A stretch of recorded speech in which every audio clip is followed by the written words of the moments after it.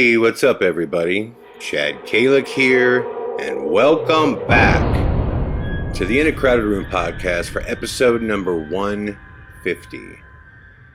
Where in this episode, we are going to talk about some details of my forthcoming documentary, House of the Harbinger Kingdom. But before we do, I need to tell you a story. And it's a sad story. And I'm sorry if this episode in general has kind of a dark tone to it. I don't want it to be, but sometimes life can seem dark and confusing. And sometimes things happen that seem so unjust that it makes you question what the hell is going on in this world. We recently had an event in Jefferson, Texas, at the Jefferson Hotel, which was a crazy event, and things, like I've said it many times in my postings and in some of the comments, things just kind of unfolded like a mystery novel, in which, as we tried to figure out what we experienced there, things started to get a bit controversial as far as, was the activity that we experienced legitimate, or was somebody hoaxing it? And like I said, at the end of the day, we have no proof that anybody hoaxed anything. And that's where I just chose to leave it, because I didn't want to go back and forth with the owners or anybody else and have this go into a negative direction, when ultimately it was an incredible weekend. But as life often does, you're reminded by sometimes, how petty these types of arguments or I guess conflicting conversations can get, because there's something that you learn later that was going on the whole time right in front of you that you didn't recognize. And then later, you're hit in the face with it. There's a gal named Lori Fromm who is a longtime supporter of mine, and she comes to a lot of our events, and I've become friends with Lori over the years, but I've also become friends with her husband, which is a gentleman named Mike. And what I always loved about Mike is he would, they're from the upper Northwest, and they would travel all over the country to come to these events. And Mike was definitely my senior, much older than me, and I love spending time with people that are much older than me. Just because there's nothing like life to gain wisdom from, somebody who's been around another 30, 40 more years than you. Trust me, you can learn so much from them. It always blows my mind how, even when I think of myself, like just 5 years ago, how much more do I know about life now than I did just 5 years ago? And, as you're living life, you often make the mistake of thinking you have it figured out. And, then you meet somebody with, a lot more years than you. If you sit down and talk to them and hear their story, whether you agree with them on, details of life or not, there's much to learn from your elders. And Mike was one of those guys. What I loved about him is that he wasn't into ghost hunting. He wasn't into ghost hunting. He was into supporting Lori and her fascination with it. But he came to our events because he was into fellowship. He was into friendship. He was into a good story. And he loved telling them. And he loved hearing them.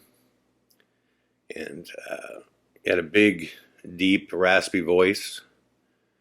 And, when I heard that he was going to come to the Jefferson, I was like, well, that's awesome, because we missed him on a previous one. But Lori said, no, he would love to come.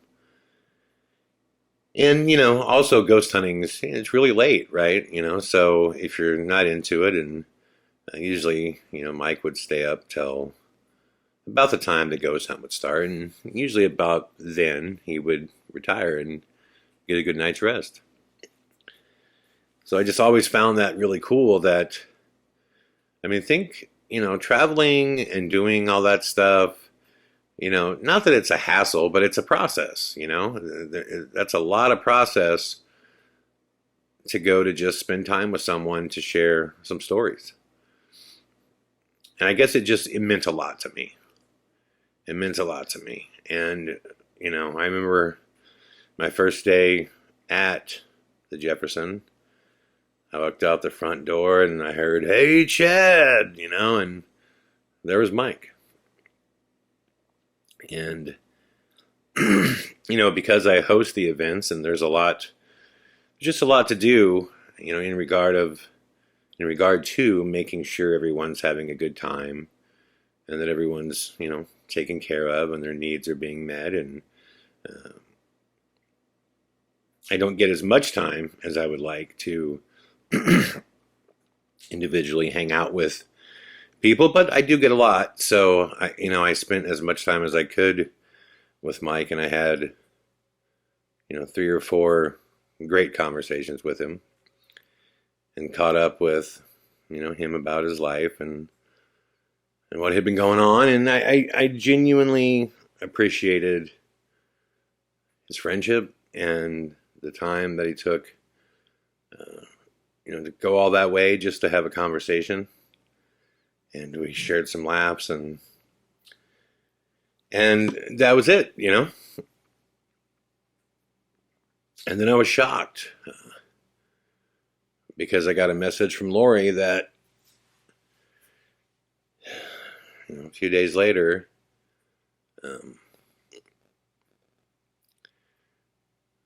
Mike committed suicide. And I'm not going to get into the details as to how he did it, because it is truly tragic and unexplainable, unfair. I can't imagine what Lori's going through. I had a conversation with her last night, and she was handling it as human beings handle things, any way they can, The whole time there was, tears just at the end of her words, and there were, a couple regrouping moments of laughter and talking about him, and but it was just painful, because it seems just shocking. I just spoke with him, and he seemed happy to me. So, you sit there and you go, what did I miss? Well, why didn't I? What was there? Obviously there was an immense amount of pain there somewhere. And was he just really good at finding a shelf for it? Was he really good at, masking it? Obviously, it was a shock to Lori. And for that reason, and no reason that has anything to do with debating what caused paranormal activity, for that very unfortunate and sad reason, I will never forget the Jefferson Hotel, because it's now a mental landmark in my brain of the last time, I got to laugh with Mike.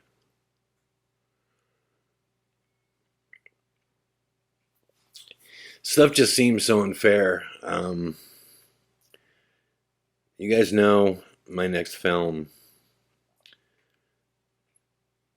is a film called House of the Harbinger Kingdom. And a portion of it, not all of it, but a portion of it has to do with suicide. And another portion of it has to do with this bizarre, sorry if my words are off tonight, guys. It's just, I've been in deep thought about this all day. But it has to do with this bizarre kind of parallel diagnosis when someone, and this has nothing to do with Mike, I want to be clear about that. This is a separate issue. But when someone, commits suicide, I've met and spoke with families and have many more to speak with, and it's always this situation where usually it's laid out and there's some kind of note or some reason, and people kind of saw it coming and they're concerned, but then there's this really shocking side where there's absolutely no warning. In one of the cases that I was reading about, it was Thanksgiving Day, and a friend of mine that's no longer with us, literally was in the middle of Thanksgiving dinner. I was just running to the corner store to get some things for the dinner, and never returned. And, they found him later, which he had committed suicide. And they can't figure out why. It just seems like you ever really thought about what it would take to do that? It's a dark, dark rabbit hole. Because at the end of the day, the most difficult thing in the world to have is pure, 100% unadulterated faith. That's why I was always fascinated to be around Lorraine. I am certain that Lorraine, 100%, Lorraine Warren I'm talking about, had absolutely no doubts in her mind as to what she believed would happen when she passed away. She seemingly had no fear of death. She seemingly could not wait to see her Ed. And I always thought, man, that must be a wonderful way to live. With excitement for when it's your time.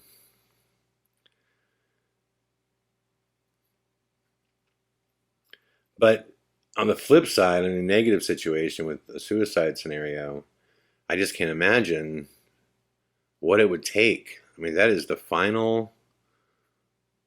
Yeah, man, that not knowing for sure what happens, unless you have that faith in your mind, which I do believe in a creator, and I do believe there's some place we go, but, how much do I believe? That's a question. How much do I believe? A lot, not 100%. I certainly have a place in my mind would be just really sad. If we're just like this table in here in front of me, and if when it all ends, it's just lights out, and there's just no more memories. There's no more spending time with those you love. There's no more anything. you know, that it's just over. It's hard for me to believe that too, if I guess.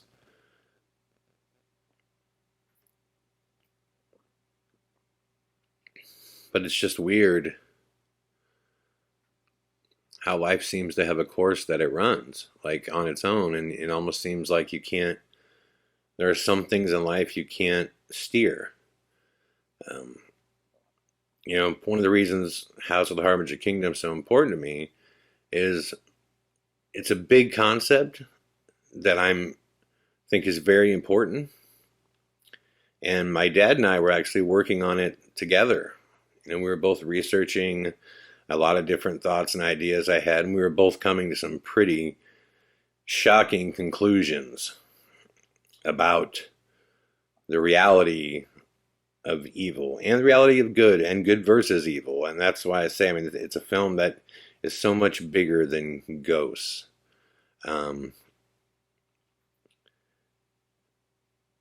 it's a film that also talks about, the demonic. And I've always wondered if people see this the same way I do. It's like when someone is demonically possessed, quote, supposedly, or they say they are, or the religious people around them, or the spiritual people around them see that and feel that.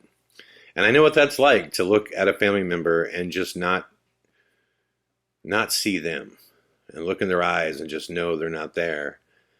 And, the scientific world would say, well, they're not possessed. They're crazy. Or they have multiple personality disorder. Or they're schizophrenic. In which I used to always wonder, why does that have to be mutually exclusive from possession? If you were in a situation where some manifest form of evil took control of your will, wouldn't that wreak havoc on your brain? Wouldn't that short circuit and haywire all kinds of stuff? If suddenly you existed, but you weren't in control of your will.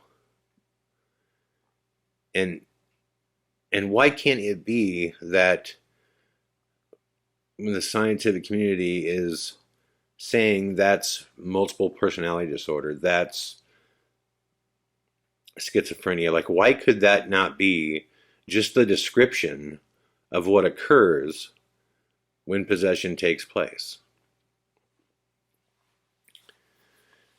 I took a break today and I went out, and I was just having a cigarette out front. I'm battling cigarettes so hard right now, just trying to be done with it. I'll get there. But I was out there, and I sat and I watched this. There's a homeless girl,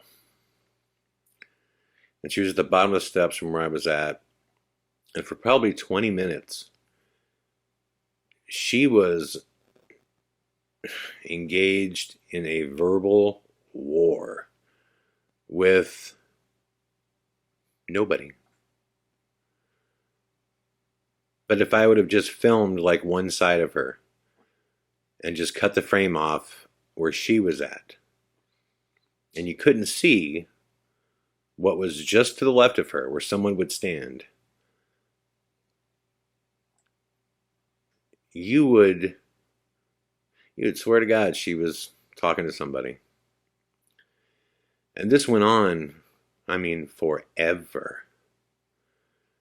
And she was just saying all kinds of morbid things just about how what she wasn't going to allow this list of things to happen to her anymore. And they were all really dark, and they were really sexual and disturbing. And she just kept saying, I'll take you to hell with me. I'll take you to hell with me. Like over and over again. Do you understand that? I'll take you to hell with me. And I sat there looking at her, and I'm thinking, is she possessed? or is she crazy?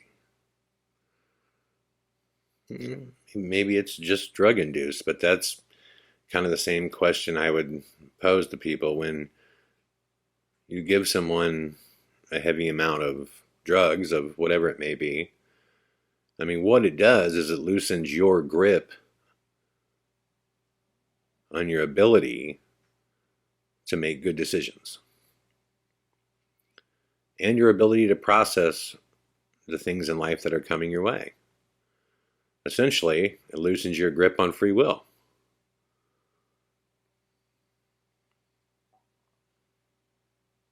And I hear and I see so much of this. I think back to this. There's a Vice documentary that was made way back in the day when Vice was actually cool, before they were just another news thing. And it was called The Liberian Cannibal Warlords, or the Cannibal Warlords of Liberia. And these tribes were basically battling each other. And as odd as this sounds, these tribe leaders would take on American names that they thought sounded badass or inspiring. And they would call themselves General and then something. And like one of these generals called himself General Tupac, because I guess over there, Tupac had inspired them in many ways, as he did people here. But they had this other general, and he's very controversial because he has since become a preacher, and he was the most feared cannibalistic warlord of Liberia, and he went by the name of General Butt Naked.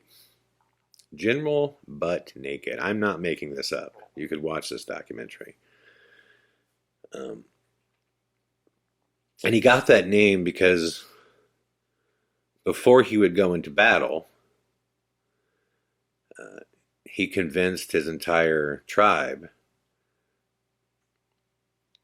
that if they got naked and they all ate the heart of a sacrificed child before they went into war,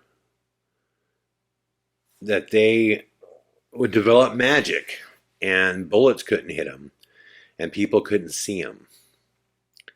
And they would lead these child armies. And these child armies were stolen from their parents. And once they would steal these children, they would make them do immense amounts of heroin. And they'd get them all dramatically hooked on heroin. And then they would make them kill people and kill their parents and do just like the most horrific stuff that you could ever possibly even think of. Inhuman, without a doubt. Inhuman. And it's funny because this guy, General Butt Naked,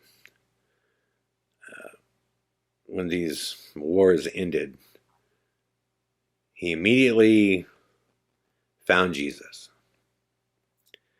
And it basically kept him out of jail. And now he preaches about how anybody can come back from the throes of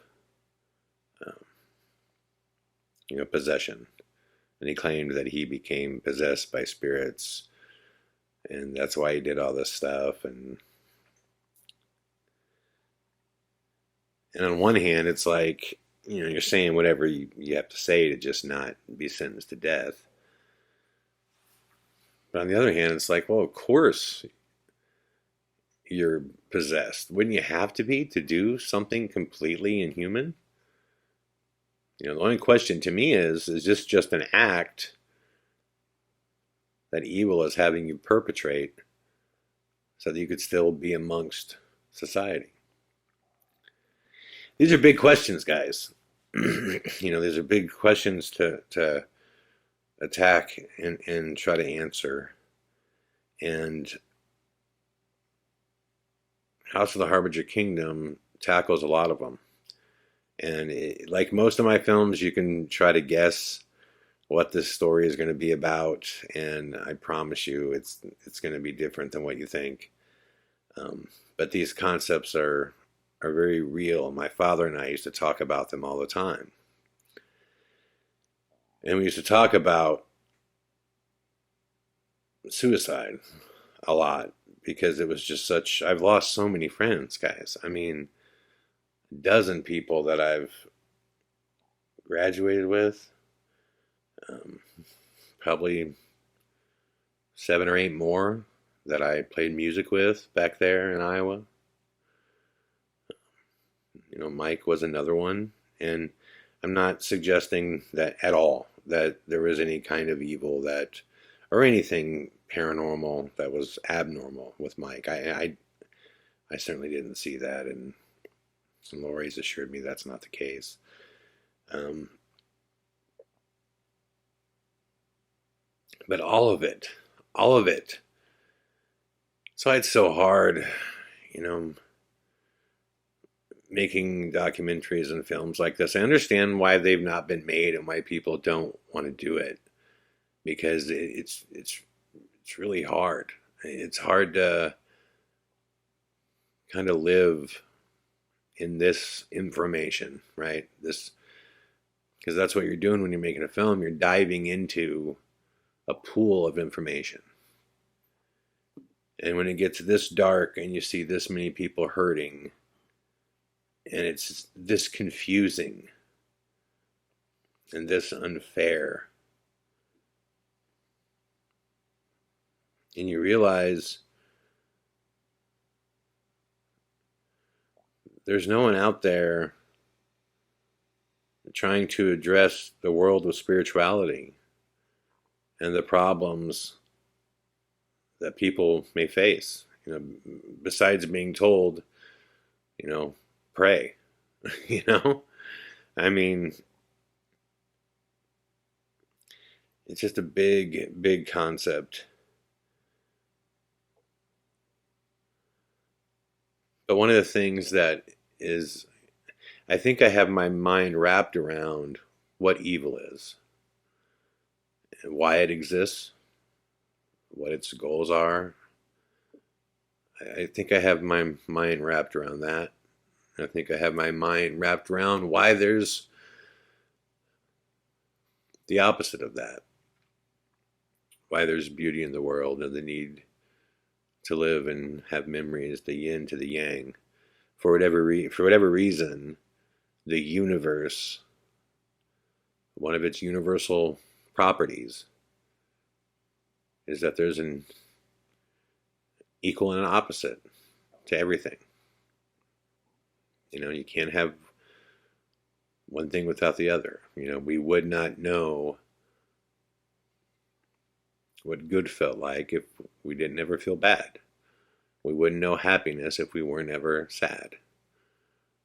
You know, there wouldn't be divine happiness if there wasn't demonic possession.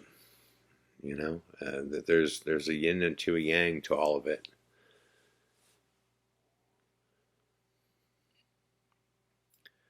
But what's so weird about suicide is if I could say anything to all my friends that I've lost or people I've known or even Mike, I would just say, I would ask, I guess, the question of, you know, wasn't there something that you wanted like 5 more minutes of, you know? Something that would have been worth being here? And if not, why?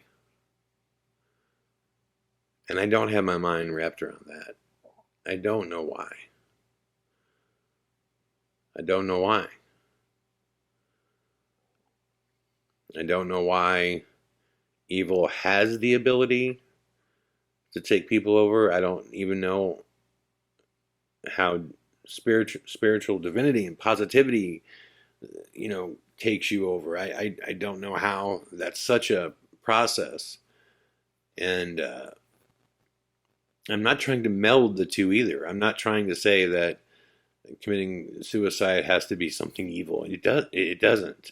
It could just be a deep sadness. It could. I don't know what it could be. I don't know. It's just all confusing. I guess I'm just being honest with you guys. That's why I made this podcast. I wanted to share with you how I feel, and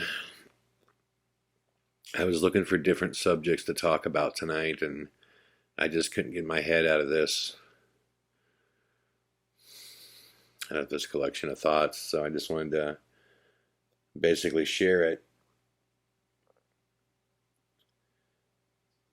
because it all brings me back to the same place. You know, this life is short.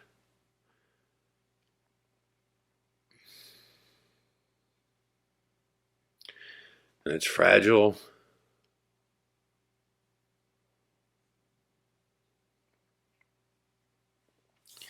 And no matter what, we're going to get the bad. We're going to get the bad. It's like that's how life works.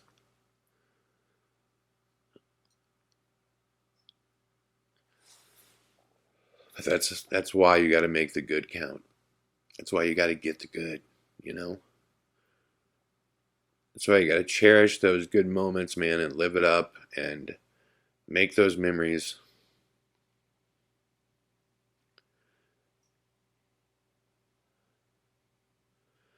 And I know we're not meant to have the answers to everything. I mean, no matter what. I mean, 25 years of research on the paranormal.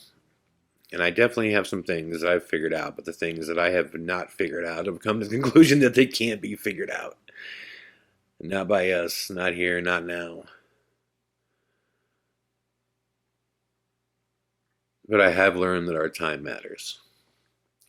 And we may be a tiny little rock flying through this vastness of space, and that alone is a complete mind fuck. But there's one thing I truly believe. I truly believe.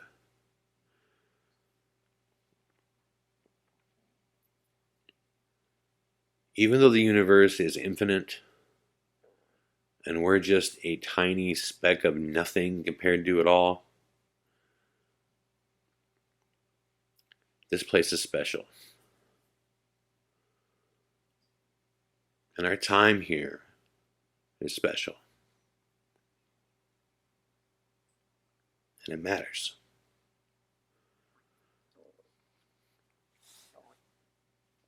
Thank you guys for listening.